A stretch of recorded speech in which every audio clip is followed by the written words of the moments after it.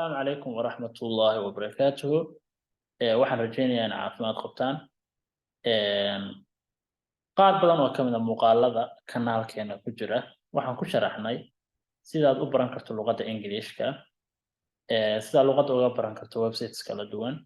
Ka mid ah asxaabteena ayaa waxay naga codsadeen inaan soo diyaarino casharro Ingiriishka ah oo lagu sharaxayo af Soomaali iyo English labadaba, gaar ahaan casharro la xiriira grammarka ama naxwaha luqadda. Waxaan samayn doonaa two playlist. Mid waxaan soo gelin doonaa 8 parts of speech sida tusaale ahaan prepositions, conjunctions, pronouns, nouns like that. Mid kalena waxaan soo gelin doonaa 12 tenseska, tusaale ahaan simple present, simple past, present perfect iyo wixii la mid ah. Marka casharadaas waxaan u soo gelin doonaa sidaan maaragtay maadaama waqtigu nagu yar yahay. Casharadaas waxaan soo gelin doonaa qayb mar.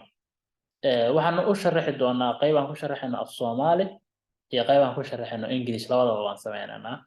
Somali version iyo English version labada kaas jeceshahay aad qaadan doontaa. Okay, casharka noogu horeeya meeleey ayaan kusoo qaadan doonaa ama prepositions. Meeleeyahu wuxuu ka mid yahay casharada ugu muhiimsan marka la diyaarinayo imtixaanada Englishka ah. Sidoo kale inta badan way isu eg yihiin ama way adag tahay in la garto prepositionka saxda ah ee ku habboon meesha bannaan. Marka waxaan insha Allah fiirin doonaa formulooyin ay diyaariyeen dad khuburo ah oo maaragtay oo kaa caawin kara inaad fahanto sidaa ku garan karto prepositionka saxda ah oo goobtaan leh. Waxaan eegi doonaa preposition of time iyo preposition of place. Waxaad ogsoon tihiin prepositionska sida tusaale ahaan in, on, at. Inta badan waxay noqon karaa preposition of time, sidoo kale waxay noqon karaa preposition of place. Labadaba way noqon karayaan. Marka siyabaad ku kala garan kartaa ayaan eegi doonaa. Okay, kusoo dhawaada casharkeena ugu horeeya. Saaxiib yaal soo dhawaada. Waxaan arki doonaa casharka koowaad oo grammar ah ama naxwi oo luqadda Ingiriishka. qaybtan waa qaybta parts of speech-ka. Dhammaan 8 parts of speech-ka waxaan kasoo diyaarin doonaa insha Allah casharro. Marka casharkan waa prepositions lesson 1, waa prepositionska casharkiisa koowaad. Waxaan arki doonaa bal preposition maxaa loo isticmaalaa. Saa u jeedaan halkan waxa weeye we use prepositions to show a relationship in time or between two or more people, places and things. Waxaan u isticmaalaa prepositionka si aan u muujino xiriirka kala dhexeeya waqtiga, tusaale ahaan fal iyo waqtiga u dhacaya oo kale xiriirka u dhexeeya, ama xiriirka laba qof iyo ka badan iyo wixii ay sameynayaan maaragtay oo xiriir laga dhexaysiinayo, ama laba goobood iyo ka badan ama laba shay iyo ka badan. Tusaalaha aan tagno halkan se uga jeedaan waxaa la yidhi the train is due to at 4 p.m. Tareenku wuxuu yimaadaa 4 galabnimo. Halkan maxaa la isku xiray tareenkii iyo waqtigu imanaya ayaa xiriir laga dhexaysiiyey. Prepositionka la isticmaalana muxuu yahay at weeyaan. The books are already in the box. Buugaagtu waxay ku jiraan sanduuqa. Halkan waa buugtii iyo meeshii ay yaaleen, locationka yaaleen oo ah in the box. Prepositionka la isticmaalayna waa in. Okay. Okay, slide-kan wuxuu ka hadlayaa slide-kii hore oo maaragtay the train is due to at 4 p.m. So halkan waxa uga jeedaan waxaa la yidhi in the first sentence we are linking the train with its arrival time. Trainka waxaan ku xiranaa waqtigu imanayay. Trainkii iyo waqtigu imanayay ayaa xiriir laga dhexaysiiyey. Preposition ayaa la isticmaalay. Okay. Halkan waxaa la yidhi the second sentence second sentence wuxuu ahaa the books are already in the box. Buugaagtii waxaa lagu xiray their place or location. Okay. Halkan waxaa uga jeedaan preposition of time ama meeleeyaha waqtiga. Waxaan isticmaali doonaa casharkan qaybta koowaad ee prepositionska waxaan sharxi doonaa preposition of time iyo preposition of place. Preposition of time waxaan number 1 soo qaadanaynaa at. At waxaa loo isticmaalaa clock timeska. Okay, tusaale ahaan halkan waxaa uga jeedaan I will see you, here is abbreviation way halkan will weeyaan. Waxaan is arkaynaa 3 galabnimo. Halkan waxaa uga jeedaa at markaan isticmaalayno preposition aan isticmaalayno ma oran karo halkan on 3 pm ama in 3 pm ma oran karno. Sababtoo ah clock mar allaale markaa aragtid clock time waa inaad isticmaashaa at waa inaad isticmaashaa prepositionka at. Mar allaale sidoo kale halkan waxaa uga jeedaa let's meet at lunch time, aan kulanno waqtiga qadada. Maadaama halkan uu yaallo lunch time waxa weeyaan waa inaan isticmaalnaa at, ma oran karno in lunch time ama on lunch time. Okay, qaybtaan waxaan rajeynayaa inaad fahanteen. Okay, aan u gudubno prepositionka weli waxaan ku jiraa preposition of time. On prepositionka la yiraahdo waxaa loo isticmaalaa haddii aad haysatid days sida tusaale ahaan Saturday, Sunday, Monday, Tuesday, Friday ama date aad haysatid tusaale ahaan 18 bisha, 12 bisha, 13 bisha, 1 bisha saas oo kale. Ama aad haysatid time expression. Okay, waa inaad isticmaashaa prepositionka on waana ka horeysiinaysaa. Tusaale ahaan I can deliver it on Tuesday. Halkan waxaan haysanaa Tuesday oo maalin ah, waa inaan isticmaalnaa on. Halkan waxaan haysanaa 18 September waa inaan isticmaalnaa on maadaama ay tahay date maadaama ay tahay. Halkan waxaan haysanaa Monday oo ah Isniinta maadaama ay date tahay waa inaan isticmaalnaa on. I never have to work on public holiday. Halkan waxaan haysanaa public holiday oo ah time expression. Marka public holiday day ahaanna waa loo isticmaalayba. Waxa weeyaan marka on baa la isticmaalayaa. Okay. Okay, aan u nimaadno marka in prepositionka in. Prepositionka in waxaa loo isticmaalayaa markaa haysatid periods of the day. Way isticmaal badan tahay in timeka marka la joogo periods of the day waa loo isticmaalaa.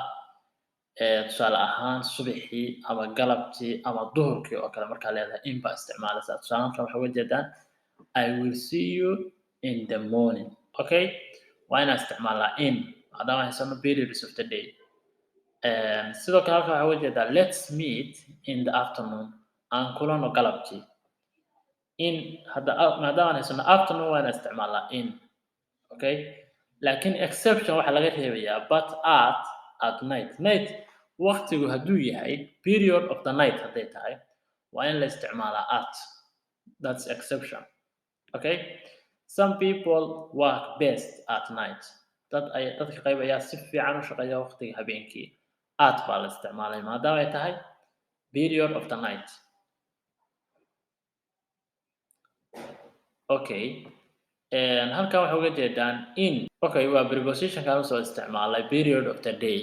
Sidoo kale waxaa loo isticmaalaa haddaa haysatid weeks, tusaale ahaan weeka koowaad, weeka labaad, weeka saddexaad oo kale.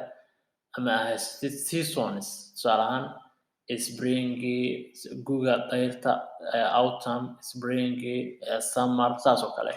Ama aad haysatid bilaha sida February, January, March saas oo kale. Ama aad haysatid sanad tusaale ahaan 1972, 1977 saas oo kale. Ama aad haysatid qarnigii 19aad, qarnigii 17aad saas oo kale.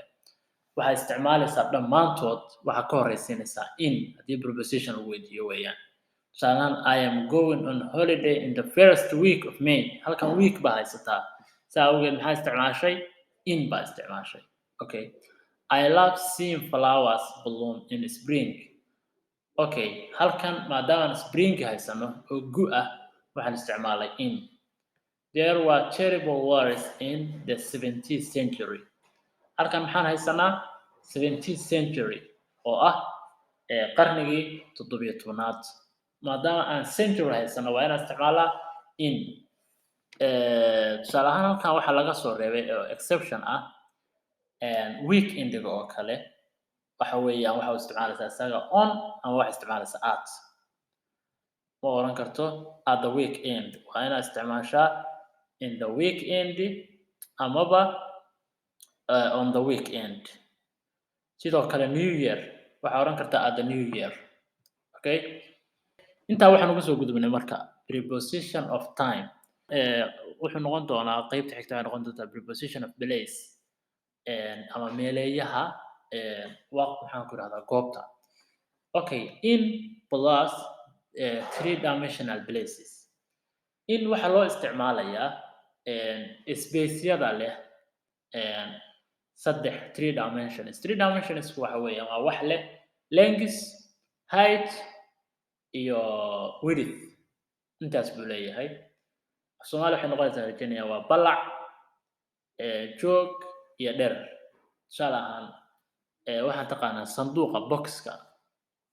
wuxuu leeyahay width iyo length iyo wuxuu leeyahay iyo height buu leeyahay waxa weeyaan intaasana la isku dhuftaa marka la raadinayo tusaale volumekiisa oo kale marka waxyaabaha saas oo kale ah sida qol oo kale waxaa loo isticmaalayaa ama book oo kale waxaa loo isticmaalayaa in maadaama ay leeyihiin three dimensions okay ani maxaan ku rahaa space oo leh three dimensions waxaa loo isticmaalayaa in tusaale in the box okay I put the ball in the box girl is halkan is baa ka maqan is in the bathroom okay waxa weeyaan bathroom maadaama uu yahay oo uu leeyahay three dimensions waxaa loo isticmaalayaa in tusaale the pen is in the book baa loo isticmaalayaa okay sidoo kale onna waxaa loo isticmaalayaa waxyaabaha leh two dimensions sida tusaale ahaan width ma lahan waxay leeyihiin length iyo base tusaale ahaan floor oo kale sagxaddu dee ma lahan width ma lahan marka waxaa loo isticmaalayaa on why are all the toys on the floor I always put family photos on the wall kitaabku sidoo kale ma lahan width wuxuu leeyahay waxaan ku rahdaa balac iyo sal iyo wuxuu leeyahay iyo joog buu leeyahay okay there is a lot on that page sidoo kale page isagana wuxuu leeyahay two dimensions buu leeyahay marka wax kasta oo two dimension leh any space oo two dimension waxaa loo isticmaalayaa on baa loo isticmaalayaa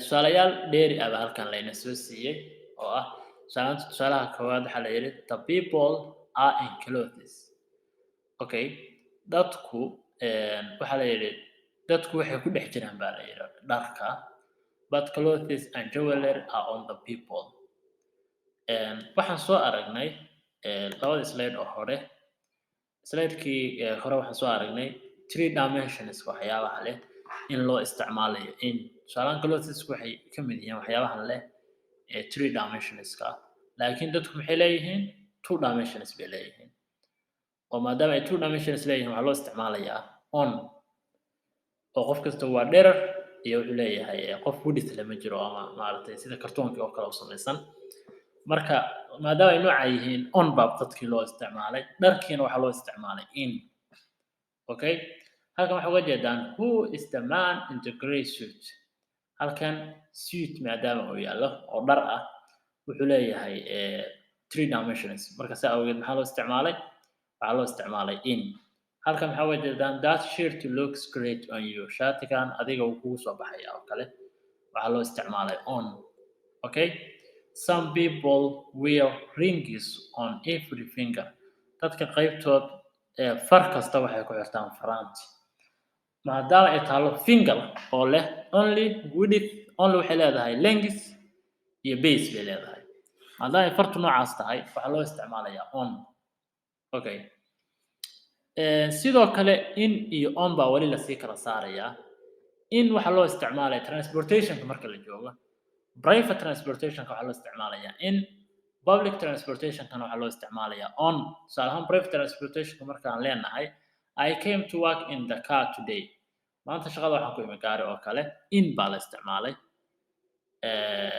waxa weeyaan maadaama uu kaarku uu yahay private private transportation in baa la isticmaalay taxigana waxaa la isticmaalay in isagana sidoo kale public transportation sida tareenka ama diyaaradda oo kale ama gaadiidka dadweynaha waxaa loo isticmaalayaa iyaga on okay at plus where something happens at iyo meesha wax ka dhacayaan oo kale tusaale I will see you later at the bus stop aan isku aragno meesha baska aan isku aragno waqti yar kadib you have to change planes at Sydney meesha wax ka dhacayaan iyo at meel tusaale bus stop ko kale meesha dadku maartay baska ka raacayeen oo basku istaago at baa loo isticmaalayaa Sydneyna maartay waa goobtaas at plus phrases for things people do the places people do things sidoo kale at waxa iyadana maartay laga horeysiinayaa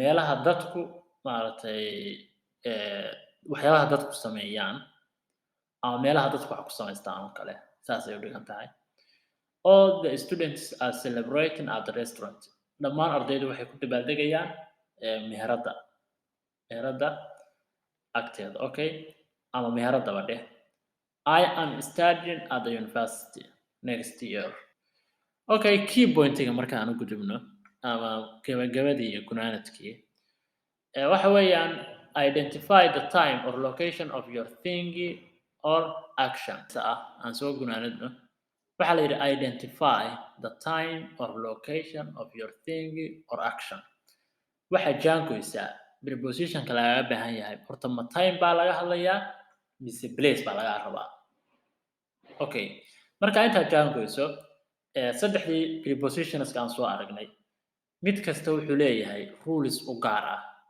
marka saas baa u kala aqoonsanaysaa halkan intaan ugu dambayso wuxuu nasii siiyey hint wuxuu yidhi we use preposition to identify the relationship between a thing or action and a time and the location of things or places waa iska definition dheeri ah waxaan ku aqoonsanaa xiriirka u dhexeeya shay ama action iyo waqtiga ama shay iyo action iyo meesha uu ka dhacayo time hadday tahay in at iyo in iyo on baa la isticmaalaa place hadday tahay at iyo in iyo on baa la isticmaalaa marka waxa laga hadlayaa marka hore jaanku place baa mise waa time marka intaas ayaa casharka ugu muhiimsan aad u mahadsantihiin assalaamu calaykum